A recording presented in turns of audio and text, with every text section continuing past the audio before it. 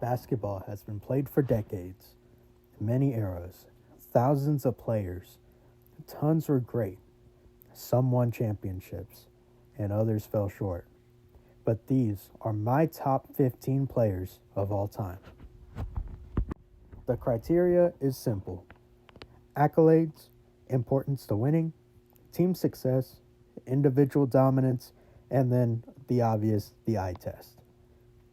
And sorry for the rambling in this video. Without further ado, let's start with number 15. Number 15 on my list is Los Angeles Lakers legend, the logo, Jerry West. This 14-time All-Star has an all-defensive second team, which started in the 1968-69 season, has a scoring title and an assist title, also a gold medalist. He is a finals MVP, only one to ever do it on a losing team, and also a champion in 1972. This player, I believe, should be at least in the top 15 because he can go both ways no matter what JJ and other analysts say. He can dribble with both hands. He was playing, yes, with plumbers, but those plumbers also were very good basketball players. You go check out some of those games, and yeah, if you watch the highlights, you can see that he did have a jump shot. He could shoot pretty much from the three-point line all the way down to the paint. He had post moves and everything, so make sure to go check him out. Check out some highlights of him. Rest in peace, Jerry West. And now let's go on to number 14.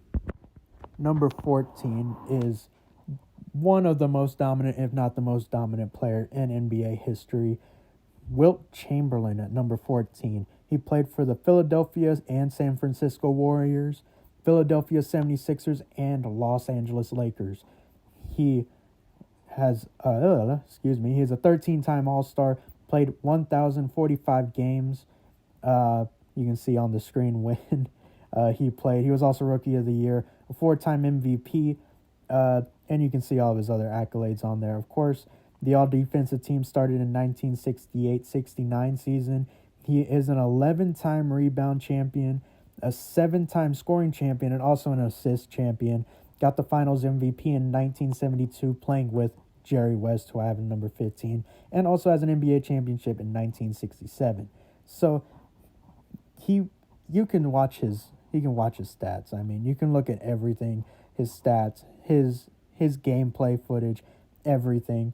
And before I continue, they started calculating steals and blocks in 1973-74, which was the year after he retired, Wilt Chamberlain. So let's keep that in mind, especially with him and somebody later on down the list. But yeah, an amazing player. Go watch some of those games as well. You'll see how great of a player this guy was. At number 13, we have the 12-time All-Star, Mr. Triple-Double, Oscar Robertson. He played for the Cincinnati Royals and Milwaukee Bucks. He was also Rookie of the Year, a 1-time MVP. He was a 6-time assist champ and also a gold medalist in 1960. Has a Finals MVP for the year that he won in 1971. He was a great player. He was great at passing. You can see he could dribble both hands as well. So I don't know where that came into play, that they can't dribble left. He was dribbling left, right, behind the back passes. He was doing everything. You can see some in the highlights that you see behind me. I mean, he was an outstanding player. I don't know where people get that he wasn't that great of a player. The stats were buffed or whatever. He was playing outstanding. He looked at least like he should belong in this era with how fast and how good of a player he was. Just keep that in mind whenever you're placing Oscar Robertson in your top 15. Next up, it's one of my favorite players of all time. 12th is Kevin Garnett. He played for the Minnesota Timberwolves, Boston Celtics, and Brooklyn Nets. This 1-time MVP, 15-time All-Star, has a scoring title and 2 rebounding titles to his name. Also a gold medalist and a 2008 NBA champion. Yes, you can count against him that he had to go to Boston to win with Paul Pierce and Ray Allen. But this man I mean, if you watched him play, you hear some of the stories that he tells, some of his teammates used to tell. This guy was on another level. The big ticket was that kind of player. He was a absolutely great rebounder, an outstanding scorer. He can play, especially at the end of the end of his career. Excuse me. He was able to spread the floor a little bit, not that greatly, but he was able to play at least the mid range and in the paint. He was a 7-footer that played the forward spot. I mean, I can go on and on about this guy. He also has a 64.3% win percentage, which is higher than I think somebody that's later on down the list, which you'll be surprised about. I mean, this guy was insane. He was a double-double threat every night, a 20 and 10 guy every single night pretty much. And yeah, I don't know anybody else besides the next 11, obviously. That would be above him in anybody's list. Next up, it's who some people say is the GOAT, LeBron James, who played for the Cleveland Cavaliers, Miami Heat, and Los Angeles Lakers. Now, before anybody comes at me and anybody clicks off, which some of y'all probably have, there's a reason for this. And part of it is the rings. 4 and 6 in the finals. I get it. He is also the all-time leading scorer, all-time minutes leader, all-time turnovers leader. I had a feeling I had to put that in there because he's all-time great at everything, especially turnovers. He is also a 21-time All-Star in his 22-plus years. He's still going now. He's also a scoring champ, an assist champ. No Defensive Player of the Year, which I think there was an argument for him being it in, I forget what year, but I digress. He is also a bronze medalist in 2004, a 2008, 2012, and 2024 gold medalist. And of course has 4 titles for his 4 finals MVPs. Now, I believe that one of those years should have gone to Dwayne Wade if you really watched the games, but that one I also want to digress. He's also playing in a way faster era than everybody would imagine. But yeah, I mean, I'm not gonna, rain on his parade too much. He is a great player. I had him kind of tied with this player all the way up to maybe number 7, number 6. Actually, no, just number 7. Number 6 and above are 100% better. But definitely 7 through 11, those players, I believe, could be interchangeable. It's just I have him right at this point right now, depending on if he wins another chip later in his career. Next is the player who has beaten him so many times, which is why LeBron is not ahead of him. Number 10, Steph Curry, played for the Golden State Warriors, the all-time leader in three-point shots made. He is also I did not put it. He has multiple All-Star appearances, 2024 gold medalist. He should be the Olympic MVP, but again, I digress.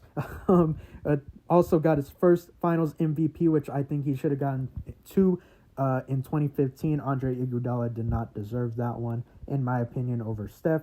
And he also has a way better win percentage in the playoffs than his career, which most players, you might see one over the other, but this guy is an absolute monster. Something that people discredit him for is being a 2-time steals champ as well as a scoring champ, and of course 8-time 3-point leaders champ. Let's not knock this guy's defense. He is a great defender. Not a great, actually. He's an underwhelming defender for an all NBA player, but I think he is a great and above average defender for his undersized frame. And hey, he's number 10 for a reason. He's part of my top 10. You can discuss it in the comments below. Number 9, he is the creator of the Dream Shake, Hakeem Olajuwon, played for the Houston Rockets and Toronto Raptors. This 12-time All-Star is also a blocks leader all-time in blocks, and is also a 2-time champion, by the way. Whenever somebody that's higher on the list, that's why he's so low at number 9. He had to leave for Hakeem Olajuwon to get his championship, But yeah, he is a great player. Dream Shake, Hakeem Olajuwon is one of those guys, one of those dogs. He also stopped who was it? It was Shaquille O'Neal. I don't know if y'all know who that is. Somebody who will be actually higher on the list. He stopped him from getting his first championship in, where was that? Oh yeah, Orlando with Hardaway. I mean, this guy is an absolute monster. He is a great player. He has one MVP, which is a knock on his resume, but I think he could have won more if somebody higher on this list didn't win them all. So let's continue on with the list. And yeah, you can keep seeing all the highlights at NBA, whatever, blah, blah, blah. And speaking of the Diesel, Shaquille O'Neal is my number 8 spot. Played for the Orlando Magic, Los Angeles Clippers, Miami Heat, Phoenix Suns, Cleveland Cavaliers, and Boston Celtics. Now, I think if he had a higher motor, he would be way higher on this list, if not top 3. This guy is also a 2-time scoring champ, is 15-time All-Star, a 96 gold medalist, and of course, 3 times in a row Finals MVP. Three-peat from 2000, 2001, 2002, and also a 2006 champ with Dwayne Wade. Yeah, I mean, this is also one of those players where his career wins are way higher than his playoff career wins, and most of that is from his later years, I will say, because he played outstanding in his earlier playoff appearances in Orlando and in LA. But yeah, that's not a knock against him. I think that if he would have stayed in shape, he would have worked out harder, maybe had the Mamba mentality. You'll be seeing him later on in the list as well. I think he would have been a way higher pick on my list, and maybe even the greatest ever. Next at number 7 is the San Antonio Spur for life, the big fundamental, number 7, Tim Duncan. And he played 19 years in the league. He was outstanding, 15-time All-Star, 10-time All-NBA first, 8-time All-Defensive first, with 15 total defensive defensive team honors, is a 3-time Finals MVP, 5-time NBA champ, helped David Robinson to get a ring in San Antonio, and he is another player who has an outstanding win percentage in both the playoffs and in the regular season, 92% pretty much in the regular season, and a 92.5 in the playoff percentage wins. This guy is outstanding. I would even have him further up, but it's the fact that he had the amazing teams around him. He had Greg Popovich as his coach every single year, one of the greatest coaches ever, plus an outstanding supporting cast with Tony Parker and Manu Ginobili. That is why, and of course later on in his career, Kawhi Leonard. That is why he is so low on this list. I would have him higher if it weren't for that, but I don't think he would have gotten his championships if he didn't. Let's give a round of applause for him, and let's go on to number 6. Number 6 has a rivalry with a player that's one spot above him, Magic Johnson. Played for the Los Angeles Lakers. Had a really short career. I wish it was a little longer because he was outstanding. 13 seasons in the league. Is also a 4-time assist champ and 2-time steals champ. Also a gold medalist in 92 and a 3-time Finals MVP with his 5 rings. Yeah, this is another player where he would be higher if it wasn't for somebody who was his teammate and James Worthy as well being on his team. He has an argument for being better than the player above him at number 5, but again, it is the fact that he played with Kareem Abdul-Jabbar and James Worthy and that outstanding team. Jerry West, I'm pretty sure, was in the front office or coaching. Please correct me in the comments below. But this guy is absolutely outstanding. Showtime. Lakers were not Showtime without the great Magic Johnson. Next up is his rival at number 5 from the Boston Celtics, a Larry legend, Larry Bird. Also played 13 seasons in the league. Is also a 92 gold medalist. Has 12 All-Stars to his name. A 2-time Finals MVP with 3 chips to his name. Now, he did have an outstanding supporting cast. And by supporting cast, I mean other Hall of Famers and great players around him. That's not to knock this guy, because this guy, I'm pretty sure, has a better passing ability than Magic Johnson. In my opinion, that's arguably a thing, but he is also a way better scorer, just an all-around better player. That's the only reason why he's above it. He's an all-around better player than Magic, and you can make an argument that he is a better passer as well compared to Magic. But two great players that I wish I was alive to see, but I wasn't born until like 20 years later from when they last played. So, I mean, this is one of those things where this is a great player, outstanding guy. And sorry, my math was wrong. I think it was like 10 years after the gold medal. But he was a great player. I actually got to watch some of the what is it? How the NBA shows some of the old games. I mean, I loved watching him and Magic play in those, what is it, the classic hardwood, whatever, that comes up on Roku sometimes. And I love watching those. And I mean, him and Magic put on a show, and you can watch some of those full games. Go right ahead. It was absolute fireworks. Next, it is the ultimate winner, Bill Russell, at number 4 with the Boston Celtics. He is a 2-time All-Star. He is also a 1-time All-Defensive First-Team member, which, of course, it's because of when the All-Defensive team started. And Finals MVPs, I had to put he has 0 because they started in 1969, which was actually technically the year after he retired, which you can see the list of all the championships he's won. He's an outstanding player, man. Also a 56 gold medalist and 4-time rebound champ. I mean, this guy is outstanding. Look at his win percentage. It is very similar to San Antonio's own Tim Duncan.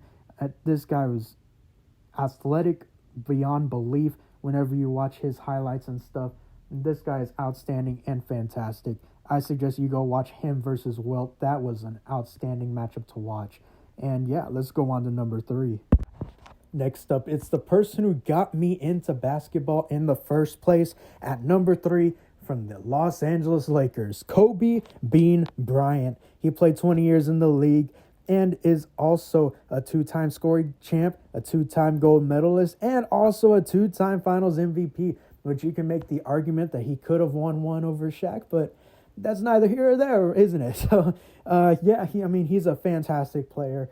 I always tried to replicate his game into mine a little bit whenever I played a little here and there with turnaround jumpers and all that stuff. But, you know, this guy is an absolute firework. He puts on a show every single night he played, and he tried to play every single game, unlike some people lower down the list, like number 11 LeBron James. But that's neither here or there as well. So, yeah, I mean, he has an amazing win rate in the regular season, including his last seasons, by the way, playing.